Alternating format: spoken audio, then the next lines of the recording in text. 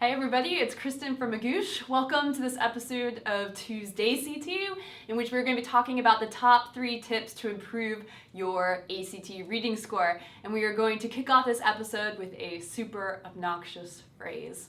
Wanna know what it is? Read actively. Oh God, no! My teacher always says that. It sounds so boring. I don't know what it means. Okay, but hear me out. I'm going to tell you specifically what it means to read actively for the ACT reading test, and it's just 35 minutes. You can do it, I promise. So here we go. Let's talk about it. Here's my first tip. Find the main idea. Basically, every single question on the ACT reading has something to do with the main idea. Even if it's not asking you directly, what's the main idea of the passage? Maybe it's a question like, the author is including this example in order to answer, to support the main idea. Or, why did the author transition from this topic to this topic in paragraph 3?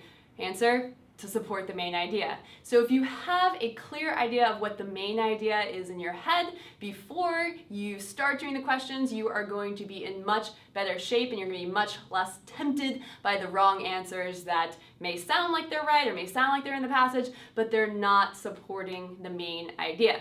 All right, tip number 2, find the author's purpose and attitude. Now this one's a little bit trickier, but as you read, try to be asking yourself, why is the author or the narrator, if it's a fiction passage, telling you information? How do they feel about it?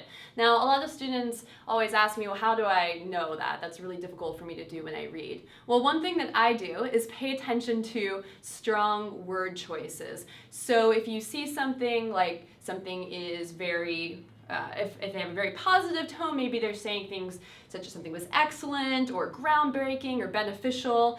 And likewise, if something says something was irresponsible or damaging, well, then likely they have a negative attitude towards it. So watch out for those choice words, the words that were purposefully chosen to convey a certain attitude, and that can really help you out. And finally, tip number 3, and this is the big one, briefly annotate the passage. Now, I see a lot of ACT test prep materials out there that encourage students to take copious notes and underline practically everything and summarize the topic of each paragraph and note transitions and everything. No one has time for that on the ACT reading test. However, you should do some purposeful, brief annotating that can really help keep you focused. So again, students always want to ask me, well, I don't know, how much is too much? Now, I'm just going to give you a brief illustration. This is bad.